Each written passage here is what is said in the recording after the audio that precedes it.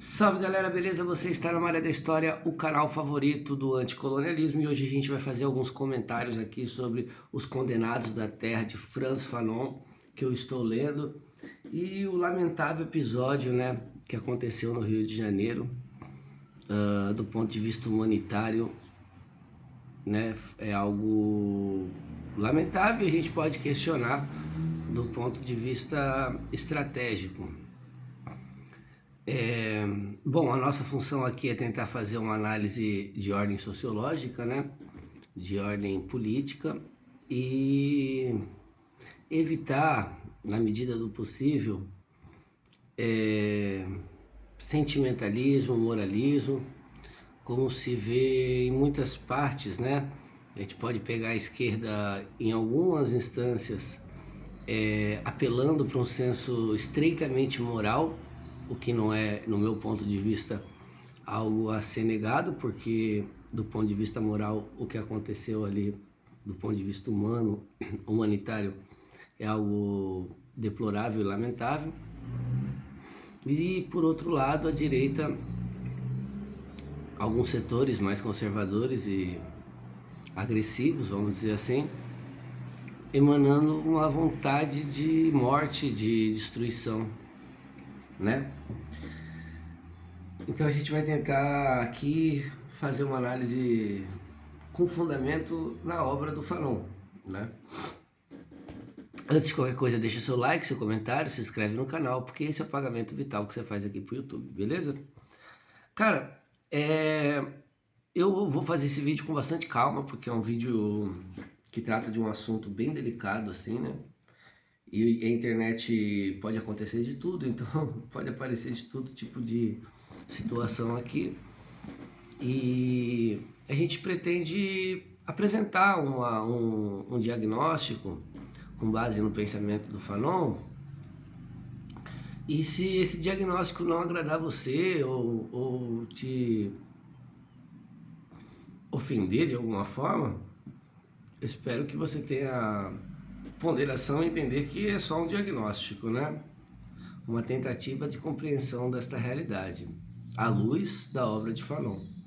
E bom, eu estava lendo esse livro e confesso que não estava gostando muito, estava achando um pouco cansativo. E o primeiro capítulo ele vai tratar justamente da violência. Mas quando eu terminei de ler o capítulo, né, na verdade quando eu terminei de ler o segundo capítulo, aconteceu o que aconteceu no Rio de Janeiro e me fez pensar bastante no que eu tinha lido de maneira mais humanizada, né? Vamos dizer assim, trazer para o meu cotidiano, entre aspas, né? Porque eu não sou do Rio de Janeiro, mas para a minha realidade nacional, o que o Fanon estava dizendo ali. Ele vai tratar sobre a independência dos países colonizados, de modo geral, árabes e da África subsaariana, mas também vai fazer comentários sobre países da África, do Oriente Médio, né? E ele coloca logo no começo, né? A descolonização é sempre um fenômeno violento. A descolonização é simplesmente a substituição de uma espécie humana por outra espécie humana. Entre aspas, né? Espécie. O surgimento de uma nova nação, um novo estado. Eu estou lendo alguns grifos separados que eu fiz aqui. Bom, eu vou tentar ser o mais direto possível aqui. Se você não assistiu os vídeos anteriores sobre o Fanon, eu recomendo que você assista o vídeo sobre peles pretas, pele negra, máscaras brancas, né? Para entender de maneira mais assertiva, vamos dizer assim, embora aquele vídeo também seja apenas uma introdução. Eu recomendo que você leia a obra se te interessar. Mas o que o Fanon coloca, de modo bem resumido, é que o processo de colonização ele é também um processo de desumanização racista, que durante o processo de colonização, sobretudo sobre os corpos negros em diáspora, né, os africanos trazidos, sequestrados e trazidos à força para as Américas e para as ilhas do Atlântico e do Caribe, Essa população foi retirada em tese e na prática de sua humanidade. O processo de escravização, como diria o Proudhon, né? Um anarquista que eu admiro bastante, apesar das divergências, é um processo, a escravização é um processo de desumanização. É assassinar a pessoa, como diz o Proudhon, né? O ser, o indivíduo, transformá-lo num objeto, pura e simplesmente. E um ponto de vista teórico, intelectual, que o coloca na condição animalesca. Primeiro por uma percepção metafísica, de um cristianismo que via os povos, entre aspas, pagãos, como incivilizados, né? Como desumanizados, tribais. Isso inclui também os povos nativos das Américas, da Oceania, da Ásia. E isso aí no século XVI, XVII, XVIII, né? Já com o advento da filosofia das luzes, com o iluminismo, também entre aspas, e sobretudo a ciência do século XIX, a antropologia, a fisiologia, a zoologia, etc., há uma concepção também teórico-racista a respeito desta humanidade, que também o coloca como menos humana, menos civilizada. E nesse período do século XIX, intrinsecamente, né, fisiologicamente encarada como inferior. O que vai se desembocar ali, em última instância, nas teorias eugenistas, de modo geral, racistas, antissemitas, e quando eu digo antissemitas, não só contra o judeu, mas contra os árabes também, e até o advento da Segunda Guerra Mundial. Me faz lembrar muito, inclusive falando nisso, do texto do Aimé Césaire, né? Não sei como se pronuncia, discurso sobre o colonialismo. E logo no começo ele diz que o crime que a humanidade europeia branca condena em Hitler não é um crime contra a humanidade, mas é um crime contra a humanidade branca. Do ponto de vista do Aimé Césaire, que inclusive influencia muito Fanon, Hitler praticou um colonialismo e um nível de violência contra os povos judeus e eslavos de pele branca, de ascendência indo-europeia, praticamente, né? Embora seja meio contraditório, porque os povos semitas, né, se miscigenaram demasiadamente com os povos europeus, ali na Península Ibérica e no leste asiático. Esse crime que Hitler comete é um crime contra a humanidade branca, mas esse mesmo crime foi cometido durante séculos pela Europa, nos países colonizados, sobretudo em África e Ásia. América também, claro, Oceania. O genocídio, posso citar aqui o genocídio da Namíbia, né, os casos de violência extremada no Congo, o apartheid da África do Sul, não é? A invasão da Etiópia. Então, tem uma série de violências sendo cometida ao longo de séculos com esses povos, né? Então são povos forjados sobre a violência, mas uma violência impotente. E que esta humanidade, quando não comete esta violência, venera, não condena. E isso parte, segundo Fanon, por essa concepção de ver esses violentados, esses condenados da terra, como pouco humanos, entre aspas, né? Como incivilizados, marginalizados. Le Fanon é como escutar um disco do Racionais ou do Facção Central. Então, o que acontece nesse capítulo que ele vai tratar sobre a violência é que a violência é uma realidade das colônias. A violência, ela é uma condição imposta pelo colonizador e que parece um pouco de clichê, mas a gente não pode negar, creio eu, que houve uma violência exacerbada ao longo do século XVI, XVII, XVIII, XIX. E com o processo de independência, estas populações mestiças, negras e nativas são desumanizadas, são vistas como números, como algo indigno de humanidade, de particularidade, né? De afetividade, de sonhos, de desejos, de inteligência.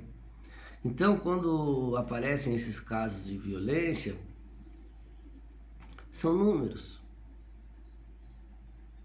São números. E o povo que fica no meio desta violência, o povo trabalhador honesto, que é a sua imensa maioria, também, ao ponto de vista desta elite branca, seja nacional, Fanon vai tratar um capítulo adiante, ou colonizadora, que vê essa população de cor, entre aspas também, como uma população indigna de humanidade. A não ser que no caso do Pardo, a gente pode debater que ele vá se embranquecendo, né? E adquira algum reconhecimento social. O negro nem isso, o indígena tampouco. Então o que acontece no Rio de Janeiro, penso eu, é uma continuação desse processo de violência. De um povo para quem a vida não vale nada. Para quem ele entende que a vida dele não vale nada, porque ele vê os amigos dele morrendo, né? Ele vê a violência no seu cotidiano, seja por via do Estado, ou seja por via do banditismo. Ele vê inúmeros crimes, inúmeras violências, e não só ali na comunidade, né? Pegar a Rocinha, por exemplo, o Complexo da Rocinha são 200 mil pessoas, né, gente? O dado demográfico é de se levar em conta. Mas é violência também no asfalto, né? Lá embaixo, no metrô, no trabalho. A violência, então, compõe tanto o cotidiano dessas populações colonizadas,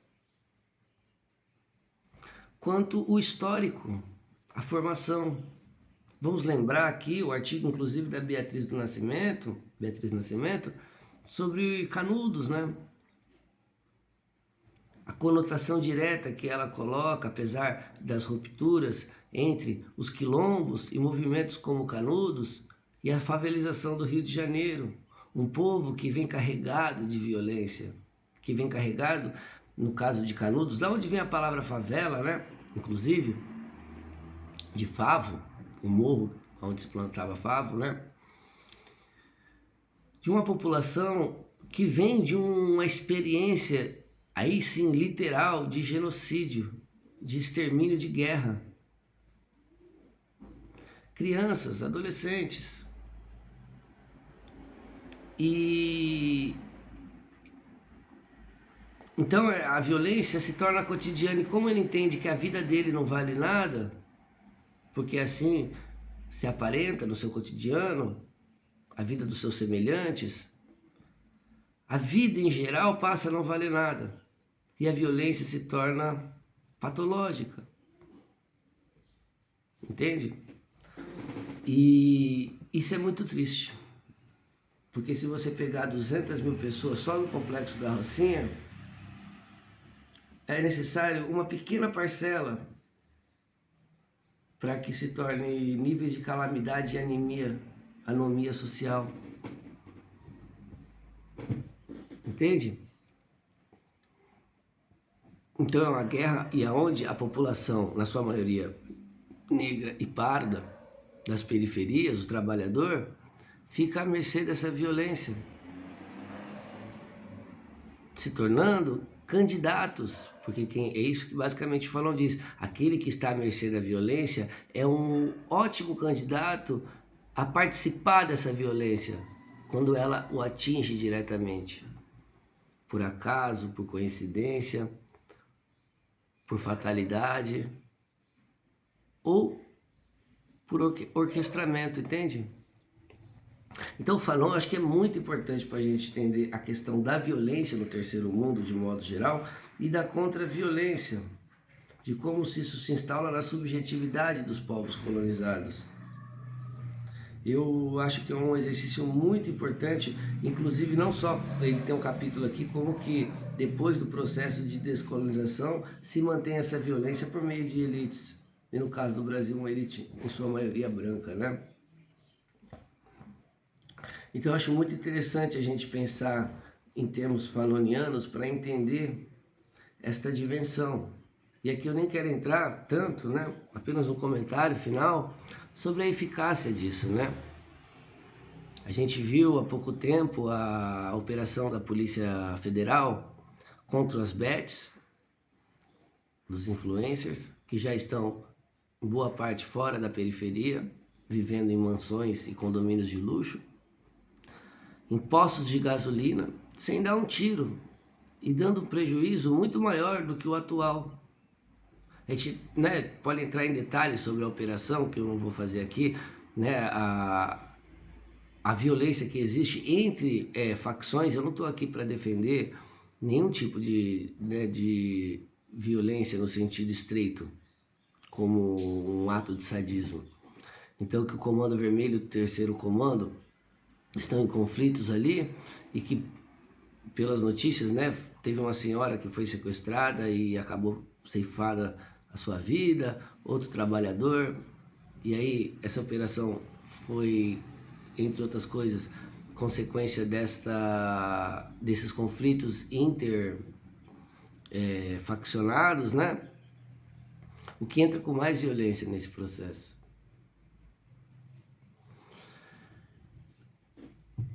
E como que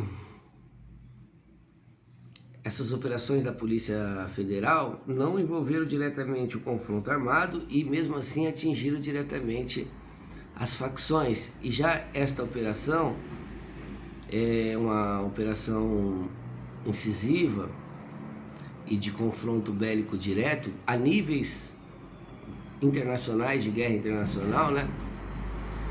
Que é calamidade em qualquer situação, em qualquer país da África, da Ásia, da América, da Europa, da Oceania. Esse episódio seria visto como uma calamidade humanitária, que é o que acontece, e não é visto assim por boa parte parcial da população,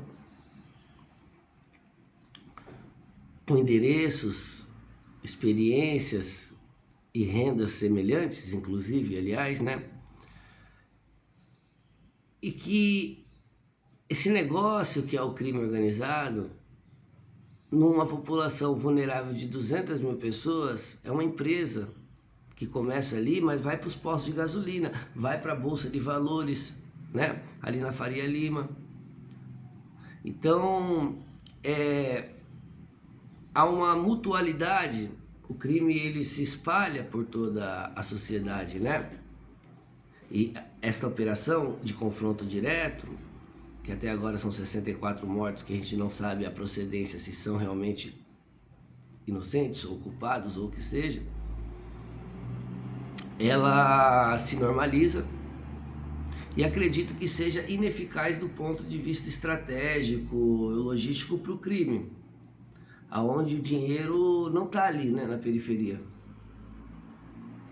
Ele tem boa parcela ali, mas ele é lavado com facilidade, ainda mais hoje que o dinheiro é digital, né? Então a gente pensar nesses termos eu acho muito importante, galera. Pensar nisso Eu não quero me aprofundar aqui na análise, porque já se passam 20 minutos, mas a gente pensar a sociologia, a psicologia, a filosofia, a antropologia, como instrumentos de análise do nosso cotidiano também. E como a gente pode entender melhor a nossa realidade, entender melhor esses processos que infelizmente fazem parte do cotidiano do brasileiro, essa violência extremada, de uma maneira concisa, afirmativa, entende? Então, eu recomendo muito que se leia Os Condenados da Terra, de Frantz Fanon, para entender a realidade de todos os povos colonizados, beleza? Inclusive o Brasil. Deixa seu like, seu comentário, se inscreve no canal, que isso é muito importante, rapaziada.